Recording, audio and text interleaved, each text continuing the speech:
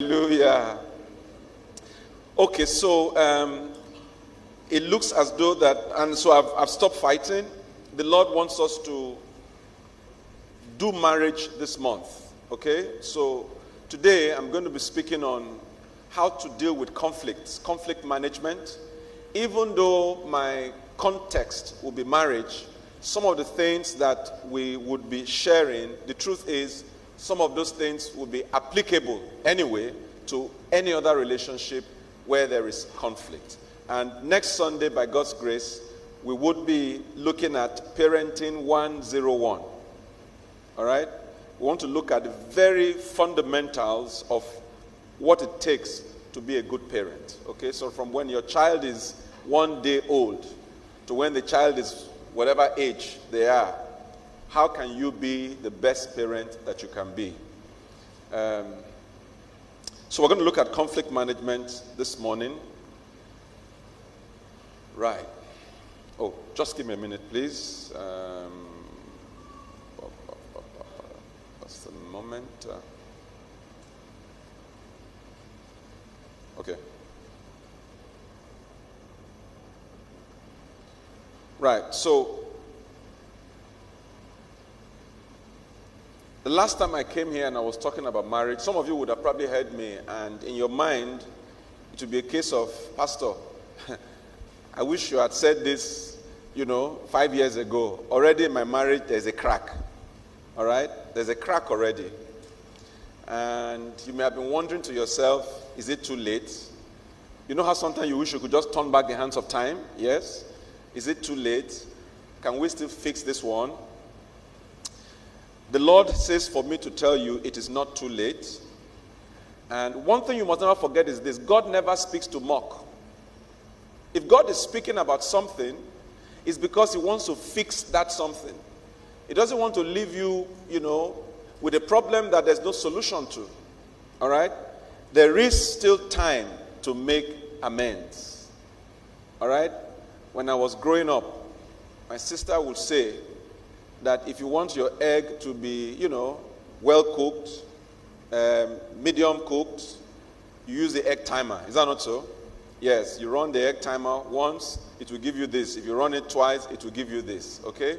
So there is time and it's not too late. Okay? So your marriage, wherever it is, and I really mean that, wherever it is, can be better, can be fixed. God can work on your marriage for you. Okay? Even if it looks as if it is broken right now, it can be fixed. Conflicts, what are they? They are natural. They are an inherent phenomenon to marital relationships. In fact, to any human relationship. Okay? So, conflicts, and particularly in marriage, they result because we are different. Different opinion, different interests, different perspectives, different upbringing. What did you expect? All right? If your siblings that you grew up with, if your mother that brought you forth out of her womb, if you quarrel, if you have disagreements, how do you imagine that this man that you met at age 26, this woman that you met at age, 30, that two of you will just get married and bingo? It's not going to work like that. And of course, what happens when we get married, we all have a picture in our head of who our spouse should be like. Is that not so? And then what you do sometimes is that you begin to drive your spouse to become the image, forgetting that your spouse has a right to be an individual. Do you get it? So that's how come we have conflicts. All right? Different interests, opinion, perspectives. That's where conflict comes from. Somebody said conflict is inevitable in marriage, and it can create damage or discovery. All right? We choose what it will be. Conflict is inevitable in marriage. It can create damage or discovery. Discovery means learning new ideas, approaches, and solutions if we fight together for our marriage. Are you getting it? So the quarrels can become innovation hubs. Do you get? Yes. Your quarrels can become what? Innovation hubs. In other words, after that fight, you devise a new way to live better together. You get it? You make new rules of engagement that make sure that that particular fight will not come up again. You know, when they say that an organization is a learning organization, what they are saying is that when they make a mistake, they investigate it. Why do you think there has been no other 9/11? Because after 9/11, they investigated and they plugged all the holes. Unfortunately for us, in this part of the world, both the Christians and the non-Christians, we don't like thinking. You must be following the news. They say one aeroplane had a problem. What do they do abroad? They will ground all the aeroplane and they will investigate it. What do we do in Nigeria? In Jesus' name, inshallah. We are losing more of our officers to our incompetence than even to the bullets of the enemy. Why? Because we don't learn from our mistakes. Such a sad day for our country yesterday, because we don't learn from our mistakes. So your quarrels in your marriage can become innovation hubs rather than, death sentences for the marriage.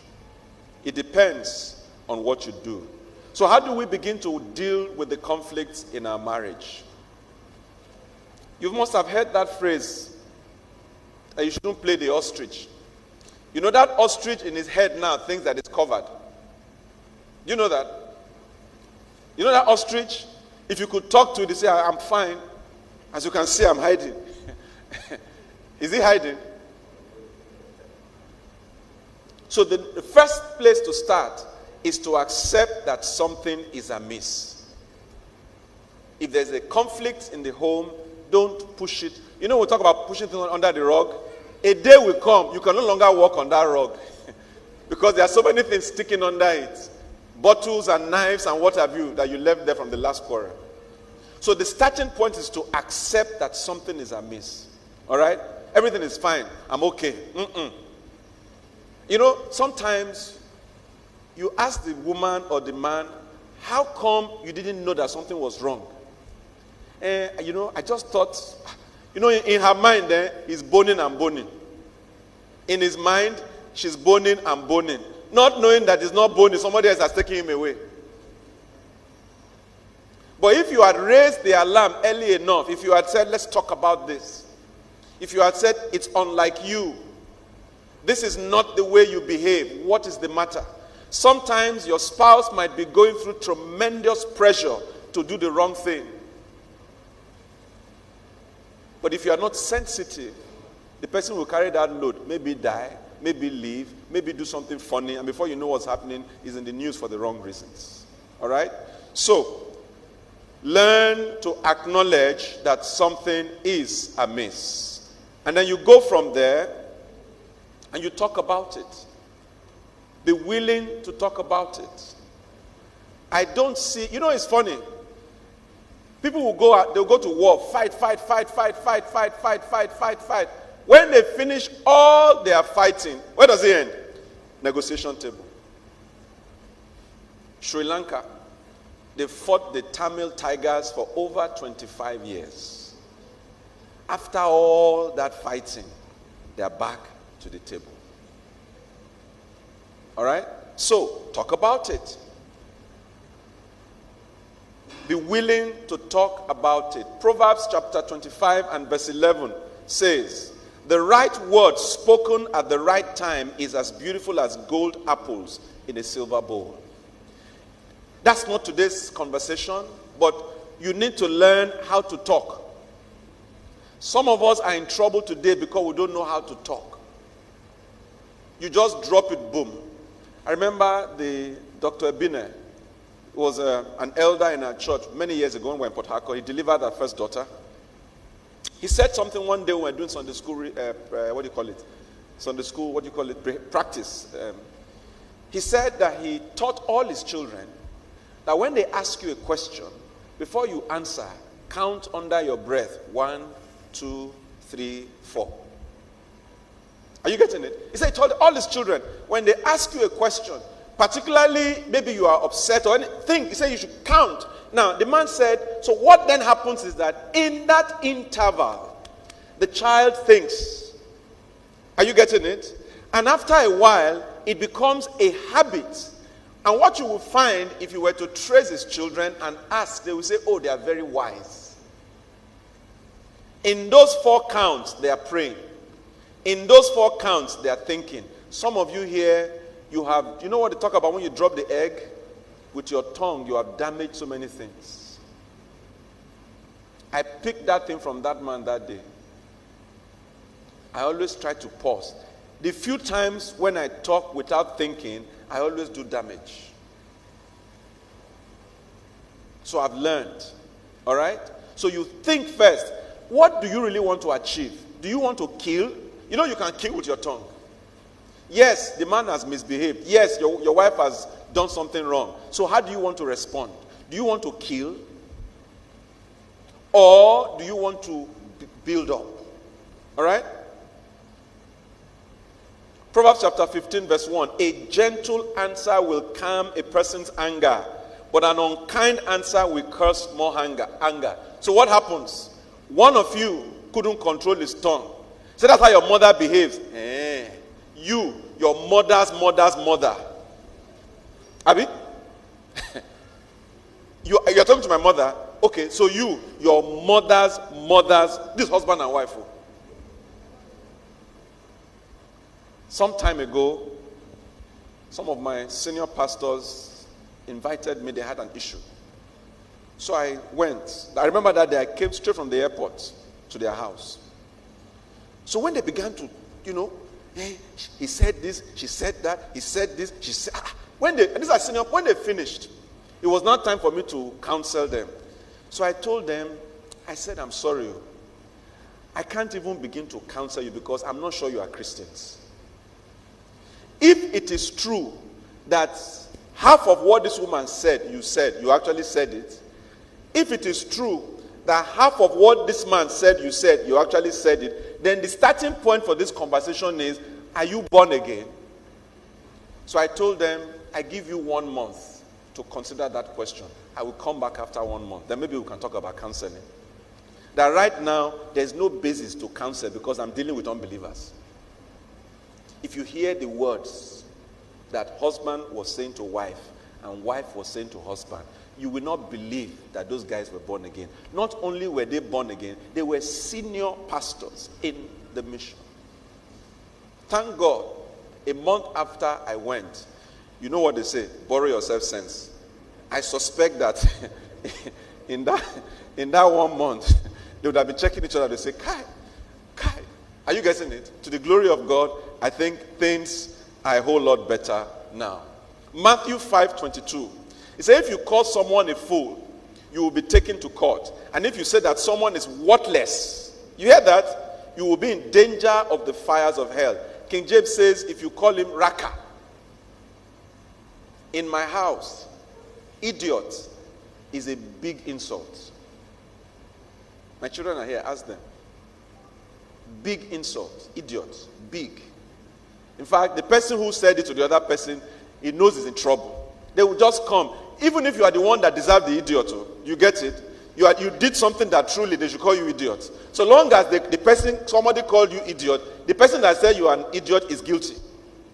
So the one that was originally wrong will run to daddy and mommy and say, mommy, this person said I'm an idiot. You know that the case is closed. Say, did you actually use the word idiot in this house? Are you sure? You know, at that time, the guilty party is no longer guilty.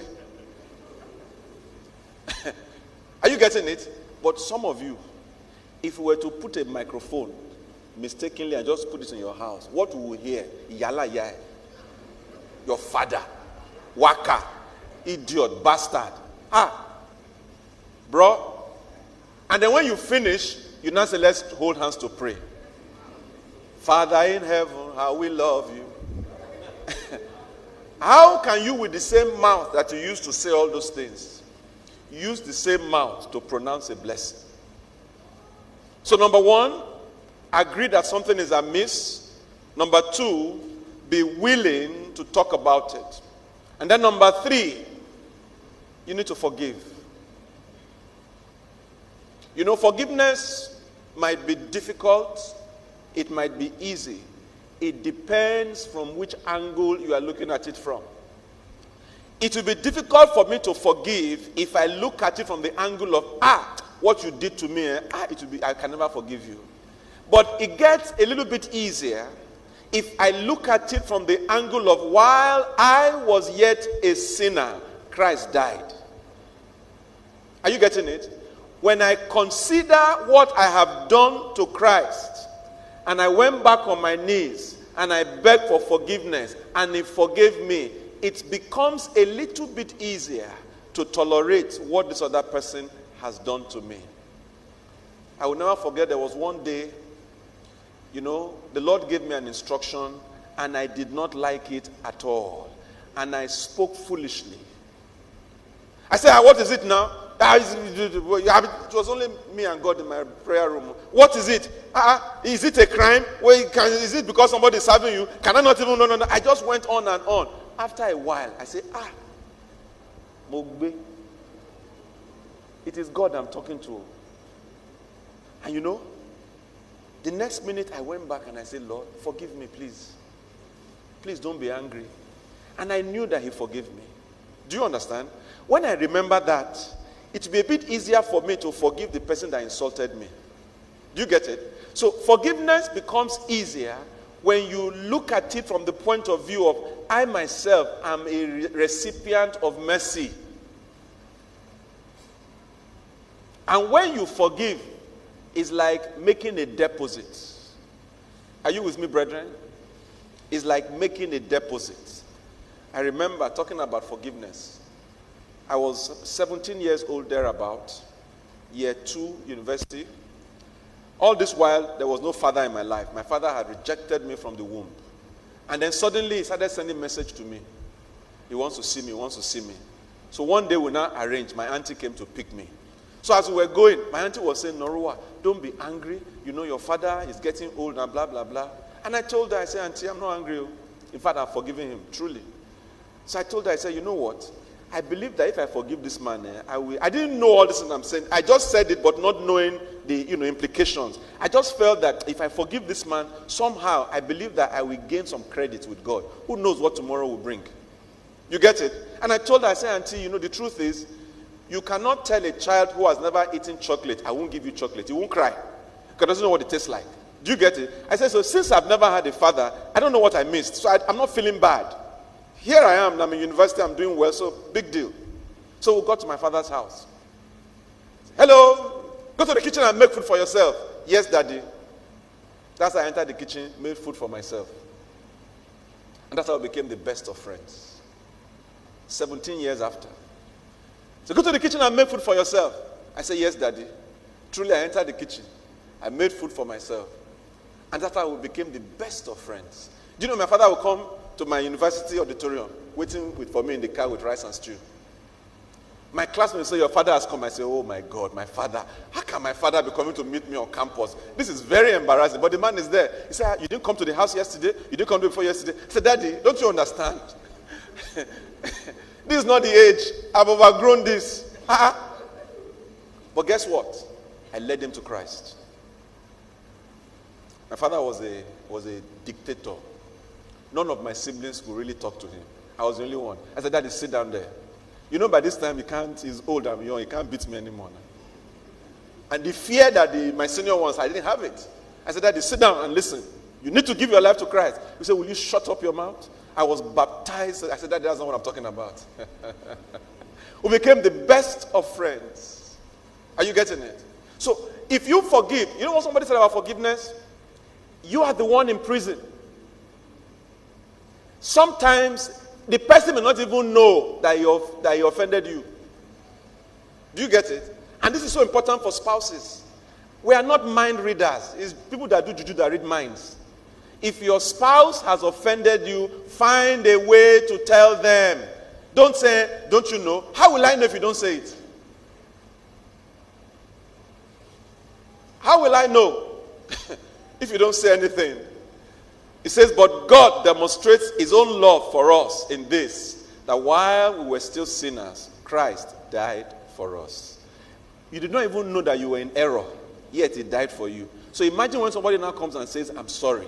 Please, let go and let God have his way. All right? It says in Matthew 6:12, and forgive us our trespasses as we forgive them that trespass against us. Believe me, brethren, in that scripture, you have what we call, there's a give and take somewhere there. Is that not so? The law of sowing and reaping. You forgive, you get forgiven. You don't forgive, you may not be forgiving yourself. All right? So it's in your interest to forgive. All right? Sometimes, as I'm speaking to you now, it is very possible that you're already separated from your spouse. If that is the case, the starting point for any form of reconciliation or healing is forgiveness. All right? It might be painful, it might be difficult, but that's the way to go. Okay? That is the way to go. And take note, dear brothers and sisters, that when there is conflict, even if you have done everything that I have said, recovery is a process. It takes time. It takes patience. It takes everything you've got. Don't expect that, a relationship that has been strained, you have gone against our vows, you have cheated on me, you have lied against me, whatever it is you've done. Yes, I've forgiven you, but don't stand before me after 5 minutes and say, don't you trust me? Excuse me? That's too much. I trusted you. Now there's Junior outside. Do you get it? Now I say I've forgiven you. But don't come and harass me and say, don't you trust me? No. Allow me. Instead of, thank God not thank God, but you saw it recently. Israel was bringing down towers like a pack of cards. Yes? Now, there's none of those buildings that America, China, Soviet Union, Russia can build back in one day. Do you agree with me? So what am I saying? You can destroy a relationship with one sentence. All right? So when conflict has come, things have been broken. All right? Now, the process of recovery is a process. You cannot hasten it. I see people, the man has messed up or the woman has messed up, the other one says, okay, I forgive, and then the guilty party is now angry. I said, what is it? He said, Pastor, I don't know what's wrong with my wife. I told her I'm sorry. She said she understands. And, I was talking to her last week. She said, okay, let her think about it. What's the meaning of that? What's she thinking about? Before, Uncle, if you are doing, won't you think? The last time she didn't think, see where you got her into. All right? So, depending on how things may be, sometimes you may need the assistance of a third party. Okay? And then you need to discuss and agree on the sticking points. Don't, okay, so something is wrong. Yes? You quarreled about it. Phone. He hides his PIN or his password. She hides her phone.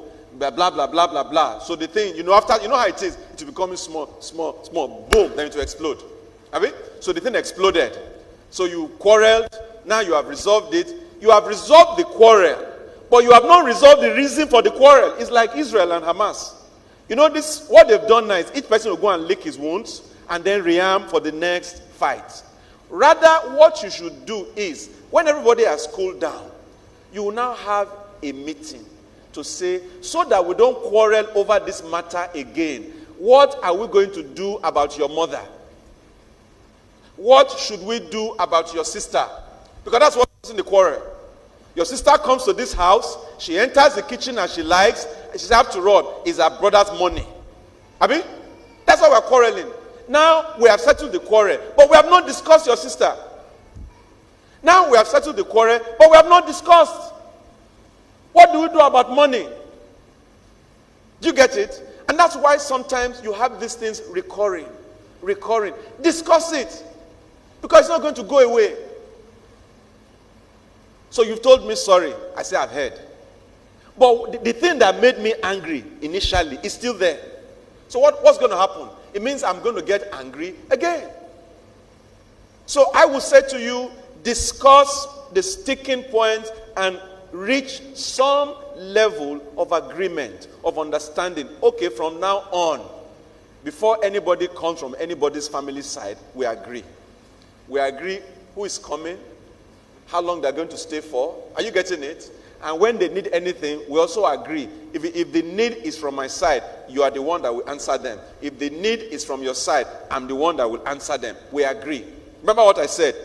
Conflict can become an innovation hub if you handle it well. Are you getting it? So you devise a formula that will work for you.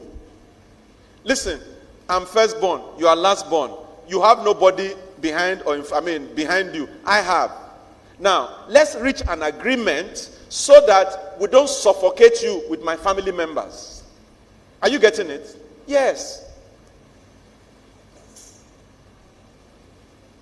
And then be willing to start all over again by taking what I call baby steps.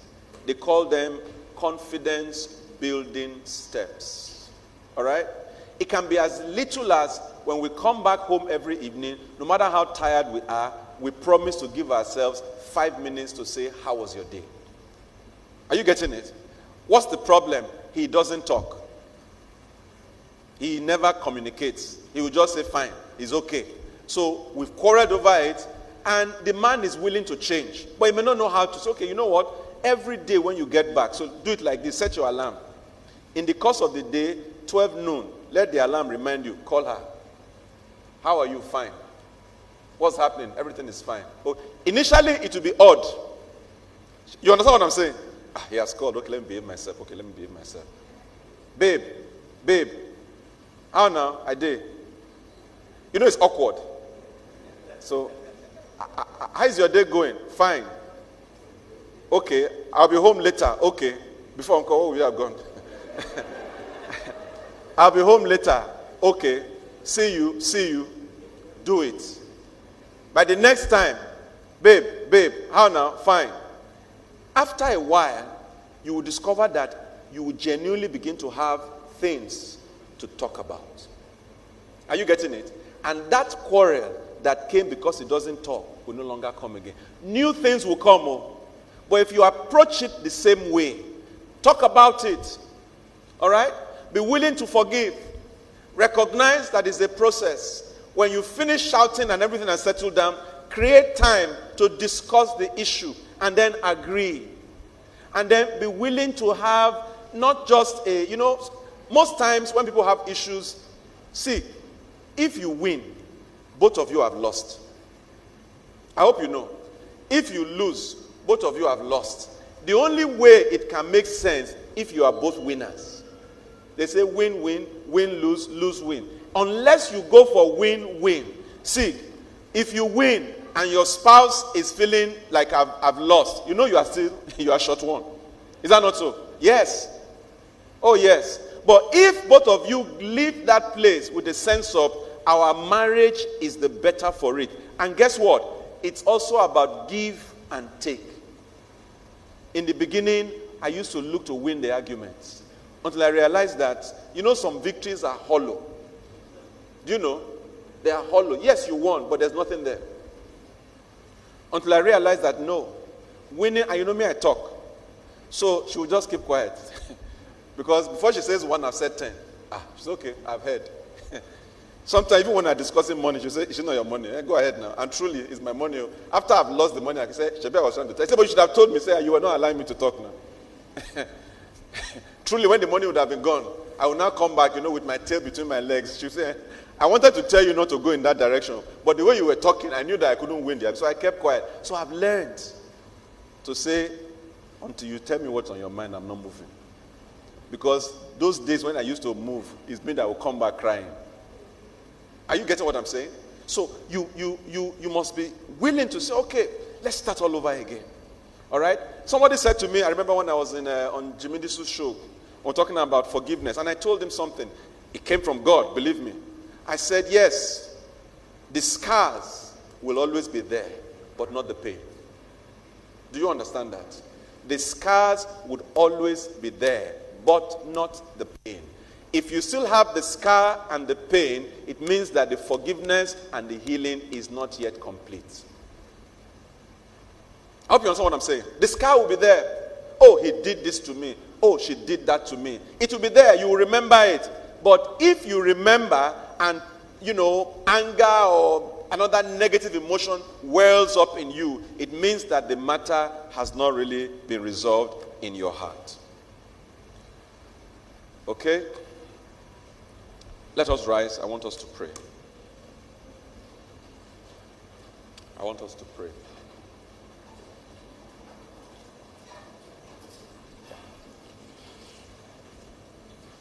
I want you to thank the Lord for another opportunity to receive his word.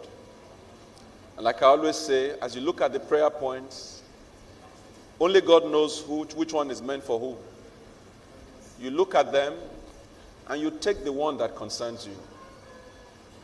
You may be here and you are dealing with forgiveness with your parents, particularly the younger ones, the teenagers. Maybe daddy said something. Maybe mommy did something or said something that really hurt you. And you have not been able to approach them, to talk to them about it. I want to encourage you, please do so if you can. Otherwise, talk to somebody and say, I'm bitter with my mom. My mom didn't trust me. I told her, Mommy, I didn't do it. But she believed the neighbor's account over mine, and I felt let down. Are you getting it?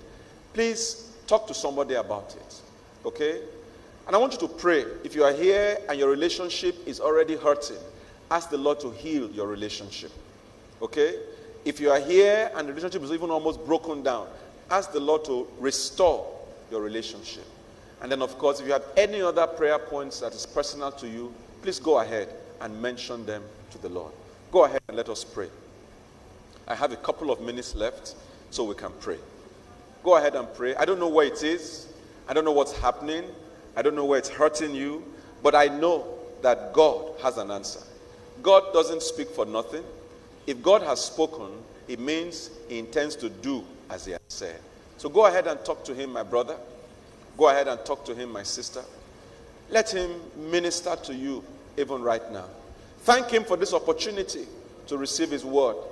Are you struggling with forgiveness? It doesn't have to be your spouse. It can be somebody in your office. It can be a family member. It can be a relative. But it's really, really bothering you. It's really, really getting to you. Please ask the Lord and say, Father, this matter is tough. Help me. I don't know how I'm going to do it. It could even be here in church. It could even be me. Oh, pastor said this, he did this, he didn't say that. Pastor Monjola, my HOD, whoever it is. Forgiveness is a prison yard for you. You are the one in prison, not the person that has offended you. So let them go.